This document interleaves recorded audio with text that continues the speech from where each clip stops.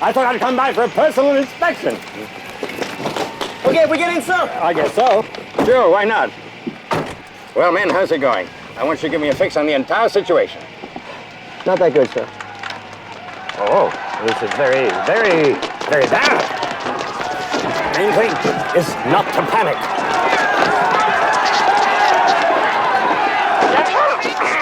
Attention! Attention, everybody! Attention! This is Commandant Eric Lassard of the Police Academy.